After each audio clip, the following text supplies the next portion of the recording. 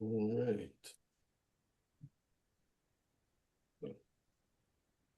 I think we're good to go. Hi, everybody. We are here today talking about our pre-harvest setup and everything that goes into setting up the 2026 harvest, what that all entails. And we got Junior Macias here, our vineyard manager, to talk with me. He's going to talk a little bit more about the vineyard side of things. I'll be talking a little bit more about the winery side of things. Um, One of the things that, well, first of all, I got a glass of our rosé here, which you can't really see. I guess I can do that influencer thing to start the evening off. Um, I think the rosé is a good sort of, there you go, Katie. Start to perfect wine for summer, and a good representation of harvest, because it's usually one of the first things that we harvest. Um, right now we're in the lead up to harvest, which is kind of this sort of hurry up and wait type thing where we're trying to get everything ready both in the vineyard and at the winery for when the grapes start coming, because when they do start, they're kind of fast and furious. So on the winery side of things, we're getting all of our equipment prepped, all of our scales certified, all of our equipment cleaned up, getting everything ready to go. And Gina's kind of doing the same stuff, but on the vineyard side. And I'll let him talk really quickly about types of things that they're getting set up for in the vineyard. Yes. So hi everybody. So I'm Junior. So right now, what we're doing right now, as far as hand crews, we're doing kind of a mix of things. Our big crew is going through, doing some fruit thinning, leaf pulling, little second pass suckering here and there. We're also working on getting all the equipment ready, getting all the gondola trailers ready, harvesters ready, tractors ready. Also have a small crew on a new block that we want to we're planning on developing next year. So yeah, everyone's busy. I think harvest 2 3 weeks roughly timeline frame wise. That where we'll start. It's definitely I've never seen a harvest in my lifetime being this early. It is early. Can you talk really quick, just so people are aware? You and I know what leaf thinning and suckering is, but can you tell them a little bit about what that is and why we're doing it? Sure. So leaf pulling. Let's start with leaf pulling. So we're removing leaves up around the canopy, just to create more airflow, open canopy. We're thinning. What does thinning mean? Is we're removing clusters that are further behind compared to the other ones. They won't ripen as even as the other ones. Suckering. We sucker early. We always have, some blocks, if they're the earlier ones that we get in there and sucker, we have to come back. We're seeing some suckers shoots under, by the trunk. So what that means, suckering is removing any unwanted growth. We're almost done. Pretty soon here we're going to be in full blown harvest mode. So it's going to get hectic real soon. Yeah. So yeah, once it starts, it goes pretty quick. We're going to be doing our first sugar sampling starting next week, probably with the Sangiovese for the rosé, which is the wine I'm trying right now. Um, Want to make sure we're kind of covering all the bases of Harry, you might explain why, or talk a little bit about why you pick so early for rosé. You're not picking for a red wine, so what does that mean? Well, and for rosé, there's kind of two ways to make it. Make you can grow fruit specifically for rosé, or you can grow fruit to make a red wine and bleed off some of that juice. And it's called the Sanier method. You basically get two wines from one harvest that way. The problem with the Sanier method is you're really harvesting the fruit to make a red wine. And so you usually let it get a little bit riper. So the wine loses some of its acid, tends to have higher alcohol, and makes for, not always, but often, kind of an unbalanced rosé. So we grow our Sangiovese for the rosé, specifically for the rosé. So we harvest it a little bit earlier than other varieties, or than we would if we were making a red wine, um, because we want to keep a lot of acidity there. So there's usually some of the first stuff that's harvested because we're picking it at around I 21 to 21 and a half bricks. And bricks is is essentially percent sugar. So it's a little it's a lower sugar level, so it's some of the first stuff we bring in. How long is it on skins? Like when you pick it and bring it in, how long does it sit on the skins to get a little bit of pink color? It depends on how warm it is when it comes in. If it comes in fairly warm, it's all picked at night. But if we're having like a heat wave, for example, even if you pick it at night, it's still not really cold. So if it comes in fairly warm, it might be on the skins for just a couple hours. If it comes in cold, it might be on the skins for up to 12 hours. It's just something we put in the tank and monitor the tank every hour to see what the color's looking like. When it gets to the point we like, we drain it and put it in the press and get our pink grape juice, which makes the pink wine. But as far as how long it sits on the skins, it depends. So one of the questions we got that I really kind of liked, and I think is relevant to both Junior and I. So Junior's lived here his entire life. His dad's our vineyard foreman and has been our vineyard foreman my entire lifetime. And so someone asked, what our sort of memories of harvest were. And I don't have like a specific memory, but I do remember vividly as a kid being really excited for harvest because that's when all that chaos and action's going on, all the equipment's running, it's loud and hectic, and it was really exciting. So I was always super excited for whenever harvest would start. I wouldn't really know as a kid when it was going to start. I would just come home from school and there would be grapes here, and it would just be super exciting to watch everything happening. So it's something that I grew up with, and I remember as a kid picking grapes around my house to help the guys out. And I remember Junior's dad telling me, if anyone asks, just say you're 17. I think I was 6. Yeah. But I was going to help out, and then I got paid for it, which was unexpected. So it's just something that harvest is always exciting. Yep. There is a point where it gets exhausting, but as a kid, I was at school all the time, so I missed 95% of it. I don't know if Junior has a particular memory of harvest that he has, but Almost the same thing. My he's been here since 1972. He started in August 22nd, I believe. So this is going to be his 54th harvest. But I remember the same thing coming home from school. I remember the crew. See, back then, everything was all done by hand. And that's the first thing I wanted to do, go with him. And way back when, I remember that's when Dale Good was here. He didn't want me to be with him. Maybe safety concerns or whatever it was. But I mean, to me, it was fun, going out there with the guys. And back then they had like a big old little wooden pad where they would check off the bins the guys were picking. They would let me do that and then move the tractor. It was just fun, But then again, I remember, as I got a little bit older, maybe junior high age, I don't know, 13, 14, whatever that happens to be.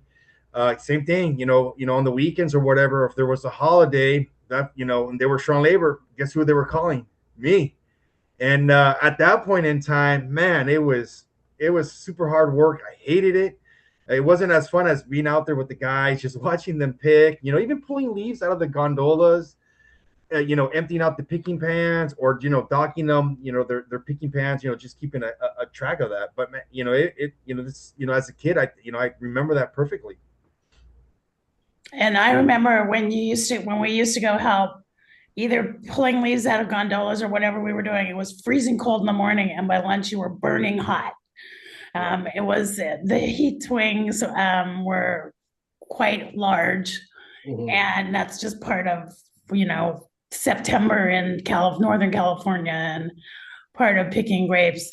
I have a question. I know you guys probably have a script ready to go on, but both in the vineyard with harvesters and gondolas and other equipment, and in the winery with crushers and presses, you have a lot of things you only use for a few months out of the year, all at the same time. And you can't really test them with grapes until the grapes are ready. Yeah. I noticed yesterday the weighmaster was looking at the weigh station at the winery to calibrate it, but how do you actually prepare for that? I mean, do you have like a routine of let's run the press next week for an hour, or how does that work? Yeah, and that's actually what we're doing most of this week. You kind of turn everything on and press the start button and see what happens. And sometimes it's like the X-wing in Star Wars where he hits the button, it goes and nothing happens. um, so that's why you're checking everything in advance. So it's equipment that you essentially use for 3 months nonstop and then don't use for 9 months of the year. And so it's a lot of turn it on and see what happens. If it runs, great, which it usually runs to some extent, but we bring in an outside company that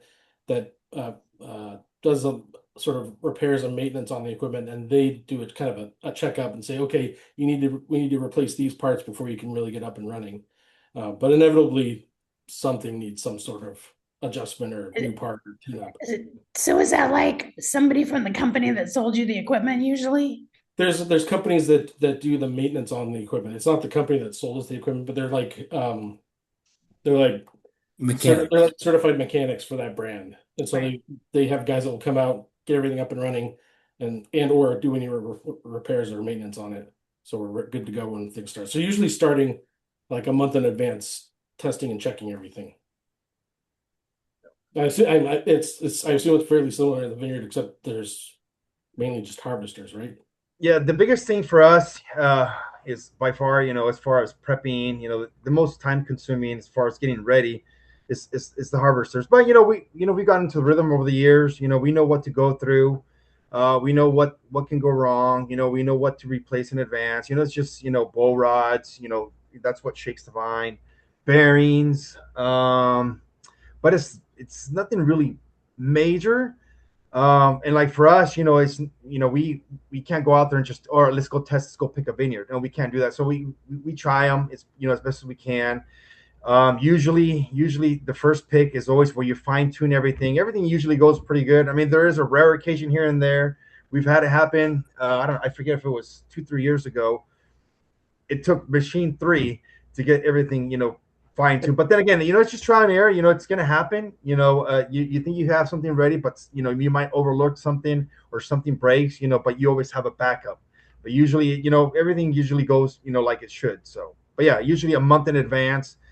You want to start prepping, checking everything. If you need parts, if you're short on parts, you always want to have those on the shelf just in case something happens. You have it there on the shelf for as far as the replacement. What do you have? Where is it? Okay. What do you handpick, or is everything machine picked from Brian? Well, I'll let Junior answer for our stuff, and I can answer for the winery overall. I say if I have to put a percentage, I think 80% of our vineyards are machine picked. We do hand pick. We do Pinot. We hand pick Pinot. We do a little Cabernet Sauvignon here and there as far as hand pick. Grenache Mourvedre we hand pick. Zinfandel we hand pick. Syrah we hand picked. Chardonnay we pick about I don't know, maybe 24 to 36 tons, depending on the winery's need as far as a whole cluster press. But the majority of it is machine picked. So whole cluster press, which Harry can explain, you have to pick that by hand because you're picking the whole bunch of grapes and not knocking the grapes off the stems. And when you do a whole cluster press, you do that because the stems of the cluster act as sort of a push point against the berries to help crush them a little bit, as opposed to if it's just great berries. There's no hard surfaces to really press against. So they get kind of slimy. They get kind of slimy and sticky. Yes. So we do whole cluster press for probably 30% of our Chardonnay. So it might be the same vineyard block where we take a portion of it and do hand pick whole cluster press, and another portion we do it by machine. Overall, the winery's probably something similar. I'd say like 70% machine, 30% hand. There's benefits to each one of them. So it's really kind of a function of what we're looking to do in the winery in terms of how we're making the wine and what can happen in the vineyard. There's certain vineyards you just can't pick by machine because they're either old vine head pruned grapes, or they're on weird topography that a machine can't handle. There's a lot of different reasons for it, but when I was a kid, there weren't machines. Everything was hand. Yeah, exactly. That's how much does it benefit? How much does it benefit that you have so many decades on the property? It benefits. I mean, I to be honest, I don't think we could handle this without Junior. Junior, because he's been here so long, he knows where all the valves are, all where all the pipe runs are. He knows if something breaks, where to fix it and fix it quickly. It's a big piece of property, and it's old. Yeah. A lot of the irrigation stuff is 50, 60, 70 years old. And having someone that can get to things and fix them quickly is key. Um, so, and it's an unfortunate effect of harvest is things break constantly, and you're constantly trying to I would get. imagine it also helps with understanding the soil and which areas do better for what. Yeah, I always tell people when my grandparents first planted here, they kind of planted varieties they liked without really knowing what worked well in Alexander Valley versus, say, Russian River Valley or Mendocino or Dry Creek. And each of those areas are known for different varieties now, but at the time it was just they planted what they liked. And so it's been a learning curve, both for us, but I think the industry as a whole, trying to figure out what works well where. And it helps you, yeah, if you're doing like a replant, what types of rootstocks will work well in this area versus that area, which wasn't really a consideration in the past. Well, and our consultants back then were from Napa, and they were going on what they were growing in Napa and where they were growing it in Napa, and planting these different varieties all over the vineyard to see what would do well where was just a learning curve we needed to And I would say participate in. a perfect example of that would be the Pinot Noir. It works in that one little spot it's in because it's right down by the river. It gets our microclimate from the river, and it gets shade from the tree line in the afternoon. That's something that I would never think to plant Pinot Noir in Alexander Valley, just because it's too hot here. But it works in that one little spot, and that's something we've learned through decades of growing stuff here. So. I sorry to keep interrupting, but I keep thinking of questions that I think people who are watching this video later on might be interested in. How do you know what the sugar level is when you want, how do you know, how do you get a sugar testing to tell you what the sugar acid balance level is when you want to pick? So, what we do at the winery is if we have a vineyard block that's, say, 50 rows long and 100 feet deep, we might go and test every fifth row and test every 10 vines, to get a representative sample of the entire vineyard block. And we pick whole clusters from the grapevine, mash them up, and then test the juice to see what percent sugar there is. We also check the pH and the acid levels in the juice, because sometimes it could be that the sugars are great, but it's the acids aren't in balance yet, and so you have to wait. And in that case, we'll go back to Junior and say, can you irrigate a little bit to keep the sugars down while the acids get into place. But it's a matter of sampling the vineyards. Now, I won't accuse Junior of this, but a lot of growers will try and give you the ripest, best looking berries to test, and they test individual berries, not clusters, and you get this sample that's way skewed and out of whack from what reality is, because growers want you to pick right away and when they have the best tonnage, which is not usually all that representative. When I can't stand when someone brings me berry samples, it's a waste of time. How do you test sugar levels? We get a sample of the grape juice, and then we use a thing called a refractometer, which measures light as it passes through the grape juice, and gives you a percent sugar. It used to be this analog refractometer is a thing you look through, kind of like a microscope, and there's a chart in there and it tells you what the sugar level is. Most people nowadays use electric refractometers, which I put a couple drops of grape juice on the device, press start, and it tells me the sugar in 5 seconds. Is there an app for that? Like, can you just point your phone at a grape and it'll tell you what the No, sugar level they haven't developed that yet, but is? the digital refractometers are pretty sweet. And does it tell you the acid level as well? No, but there's fancy new equipment you can use in the lab where it takes a couple of drops of grape juice and it can tell you all kinds of information about it. I kind of take those with a grain of salt. They give you kind of rough estimates, and we use those to kind of decide how much more additional testing or accurate testing you want to do. It's good to give you sort of an initial number, but I don't use them as, the final be all end all number. Junior, does your dad do sugar samples just on his own? He's He always does. he's always so curious about everything going on. He was asking me today, for the refractometer. I said, I don't know where it's at, but he was asking me today. So I need to know. I need to know. He needs to know everything. So we're gonna get it up and out, ready for him tomorrow. He always does his thing. But yeah, no, he does. He's always done it. He doesn't keep track of it. It's just for his knowledge. Right. I just asked him today, have you ever seen a harvest this early? And he kind of had like a mixed answer. It's like, no, but yeah, but then back in the day, things were different. We had different varietals, maybe they ripened sooner. But from what he knows from his 50 plus years being here, this is the soonest it's ever been.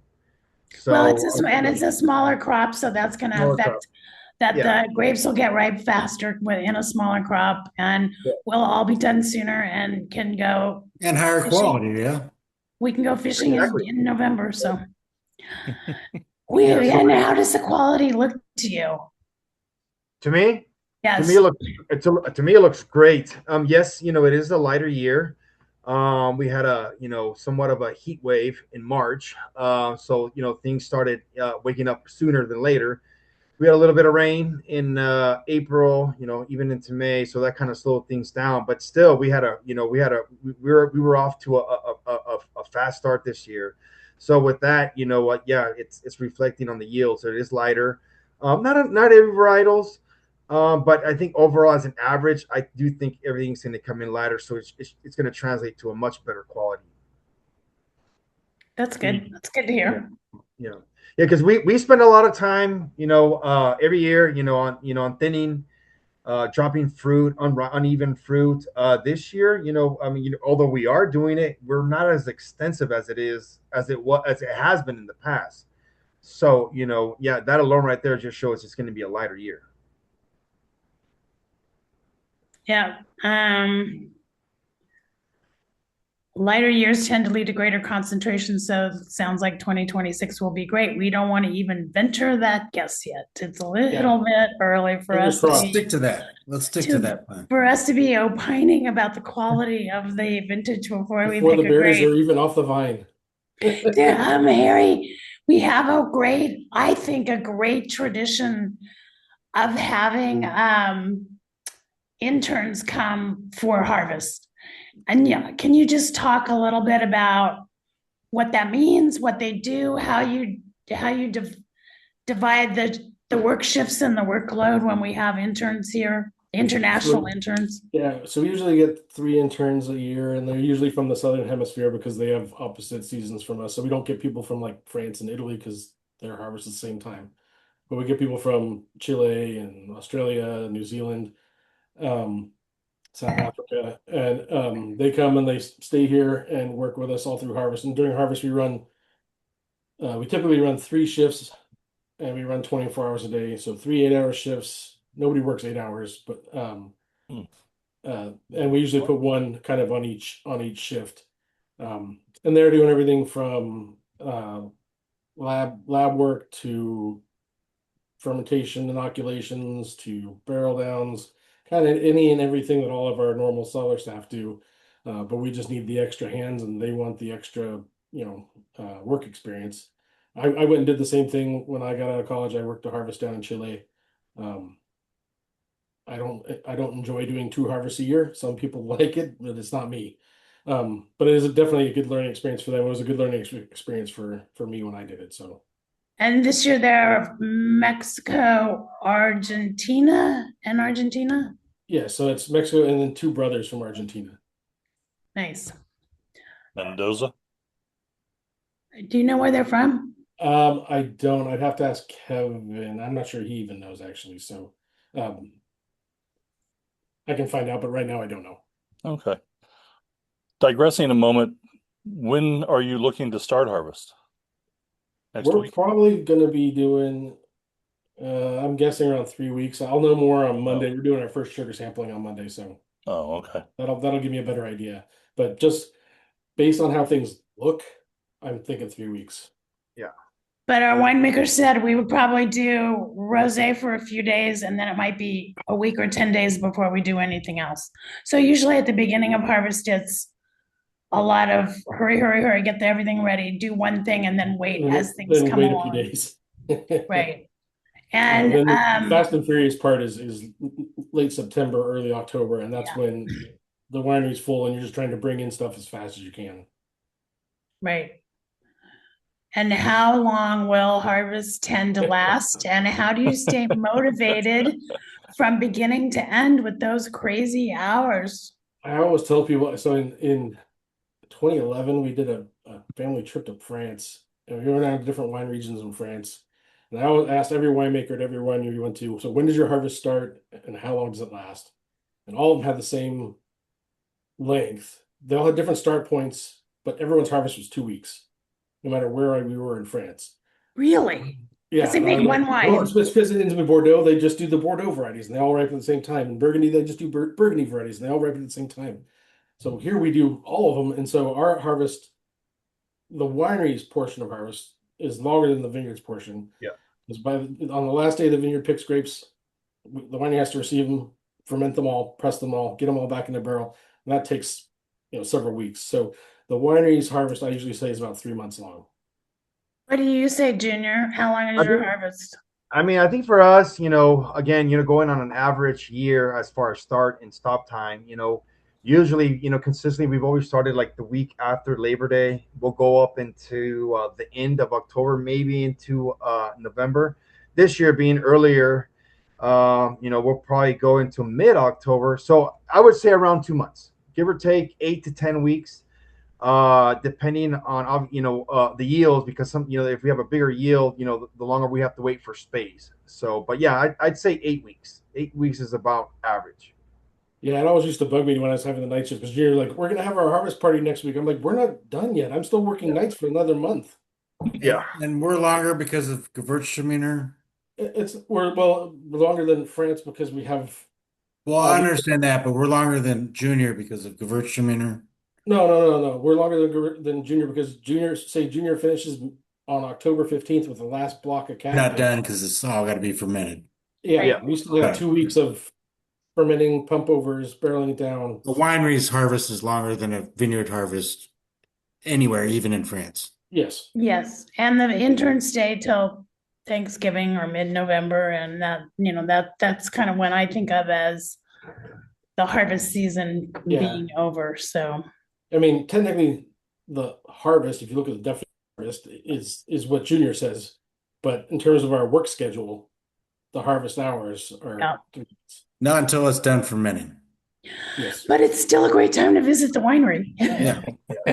There's lots to see. We're still open. I think to me, the best time of the year, color wise, aroma wise, you can't beat October. Yeah, You it's can't really beat exciting. October. There's a lot going There's a on. lot going on. I mean, the colors, you start seeing the orange, reddish colors on the leaves. You drive by the winery. I mean, it's just phenomenal time of the year. Beautiful. There's Yeah. harvesters driving around all over the place, gondolas banging around. Yeah. Nighttime, I mean, you Yeah. guys probably aren't up at night, but I mean, it's just a beautiful sight. We can be on a hillside. You see lights over there, lights over here. Just it's the smell of harvest is in the air. I mean, just it gives me the chills just thinking about it. It's just I don't know. You can't beat it. You can't beat it. But again, every year, okay, I'm ready for harvest. Ready. 2-3 weeks into it, the long hours, the crazy schedules, it wears on you. But I love it. I wouldn't have it any other way. It's just, every year's different. I don't know. It's just, I can't explain it. Just, the feeling, all that year's work accumulated into, a couple weeks or whatever it happens to be. And just seeing, the fruits of your labor, literally just seeing what you're bringing in. It's a great time. It's exciting. Yeah. Yeah. It's exciting until it's not. You're like, all right, this needs to stop now. I'm tired. Okay, what else do you want to say about harvest? Are you telling your kids that junior, that they're working and to tell everybody they're 16? Of course. I was out there. I can't remember at what age, but I'm gonna say, 6, 7, whatever that was. I hope my kids follow my footsteps. I hope they're out and about. I don't know. It's just there's something about harvest. It's magical. I don't know. It's a great experience, and if you can share it with your family, right? I mean, I, what else can you ask for? Yeah. So it's hectic. Like for me, as far as the vineyard side, our schedule, I dictate everything, like when to start, because sometimes we have a little bit of hand pick, our hand pick crews, are different from our machine pick crews, but the machine pick crews help out the hand pick crews. So it gets hectic, but we always find a way to get it done. Usually when we machine pick, we can start at 10 o'clock one day. Next day we can start, 2, 3 in the morning. So every day is different I depending think, on yeah, the. that people don't realize that a lot of machine picking happens at night. Yep. You want to Yep. pick when it's cool. Correct. Because the grape separates from the stem, and that's a point of oxidation for the juice. You want to pick when it's cool, and that also allows you to make the best use of Yep. the crush flow at the winery, as well as your own personnel who are in the vineyard or helping. Harry and Junior, can you talk a little bit about the financial aspects of machine picking versus hand picking? Sure. I'll So let you go I'll first. touch on what's that? I'll let you go first. Okay. So it's a fraction of the cost. I think Which one is machine. which is a fraction of the cost. Here, I'll get to that. So one machine, let's say in an 8-hour span, will do the work of 20 guys. And well, it's not just the machine. So you have an operator, you have 2 tractors that follow alongside. They're filling up the gondola, so that's 3. So literally, you can do, with 3 guys on a machine, you can do around the same, what it would take 20 guys. So then, the guys, when they're picking, whether it be by hour or per ton, when you add all those 8 hours or whatever it happens to be, it's probably 20% of your total cost if you were going to be picking by hand. And with the machine, they'll go 10, 12 hours. They won't complain. They're really fast. Sometimes it's happened before. We see some sort of implemental weather coming in or rains coming in. We need to get in there quick as we can. Beat the rains, and you just can't do it with hand labor. As far as on a timely fashion. So machines are great. They help us cut down cost. But hand, we do a good amount of hand picking here and there. But like I said, machines are, to me, the way to go. And I think it's important to mention, we all think, we know this and we don't even think about it. But grapes are picked the same day. Grapes are crushed the same day they're picked. Yeah. You're not holding them, you're not refrigerating them, you're not waiting any longer than you absolutely have to. So they're picked and go directly to the winery and get crushed and put in a tank immediately. Harry, were you going to add to his? Well, to that point, yeah, you can't let them sit because they just start fermenting on their own if you let them sit. So ideally, it's a matter of minutes from the harvester to the winery. Usually, it's an hour because they got to load up, several gondolas on a truck. But to the other point that I was going to bring up, the hand stuff usually it's better for them to pick during daylight hours because they can see what they're doing better. They can pick at night. But it's easier for them to see what they're doing during daylight hours. So the other part of that is when the fruit arrives, usually hand picked stuff can be warmer than the machine picked stuff. And so on top of all the things you mentioned with the benefits of machine picked, when it arrives at the winery, if the fruit comes in at 100 degrees, I've got to chill all that bulk of grape juice and berries down to functional temperature. So if it comes in at night where it's cool, I don't have to do that. It's a lot of energy savings. There's a lot of pros to machine harvesting. There's some cons, kind of they pick everything. Although the new machines are amazing. They have optical sorters that can get rid of any, blemished fruit. They're pretty spectacular. But But you of course, also you have to top up handpick the in the machine. early morning to Yeah. help with that temperature problem, don't you? Yeah, but usually, like Junior's saying, if you're running into weather coming up, you'll pick all day.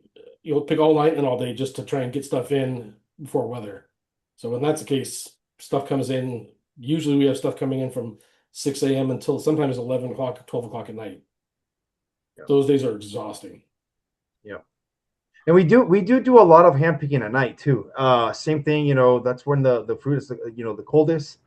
And not only that, you don't want to be picking, because October, tends to be warm, and hand picking is hard, and the guys are going nonstop. I mean, even in the middle of the night, they're sweating like crazy. So just imagine how it would be during the day. So when we do hand pick, we'll start early in the morning. We'll go up to at latest 10 a.m.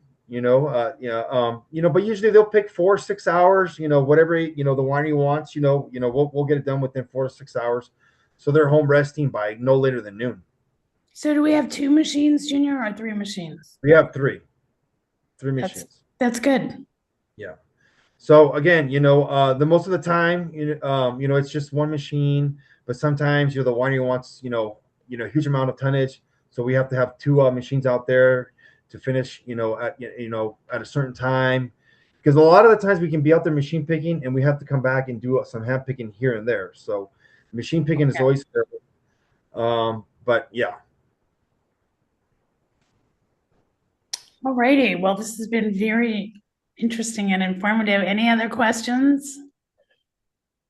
Or anything else we can discuss? I know my oldest son is a mechanic, and he is busy making sure all the harvesters work the way they're supposed to work, and all the other equipment, tractors and everything else. So that's what we're getting ready for. And it's an early year, but we'll just take it as it comes, right? Early and good. What it is, Early and take it as good. it comes. Good quality. Yeah. It's harvest. You can't. You Mother Nature does it, and you just have to roll with whatever happens. So. That's right. We don't get a choice. Yep. Good. Let join that us winemaker for- of yours know that I've missed him on this. Yeah. I'm sorry. Kevin? Who, Kevin? I said, let him know that I missed him on this. This is like 2 in a row, I think, and he hasn't been here. Well, He I'll was see here you. at sunset. The next one, in August, which I think is the 26th, will be about harvest, where we are, what we've been doing. If I can, I'll get Kevin Hall, our winemaker, to join. Most of us don't usually like to talk to winemakers during harvest because they're really busy and tired. It's August 27th, sorry, at 5 p.m.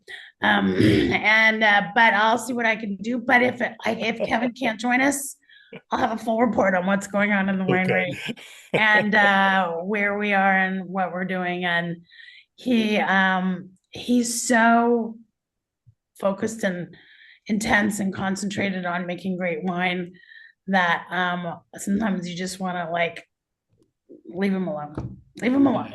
You might get a 5-minute window if you're lucky. I might get a 5-minute window if I'm lucky. Right, we might have to walk out to the crush pad to see what's going on, and with my computer and no Wi-Fi, and see what we can do. So, but we'll be back in August for that, and then probably again in late September and give an update on what's going on with the harvest and stuff happening at the winery. So, thank you so much for joining us, and we appreciate your time. Thank you, Junior, also for being here. I know you're busy, and Harry and Robert and Penny there. So thank you very much, and we'll see you next month. Yes, thank you Very guys. much. Yeah.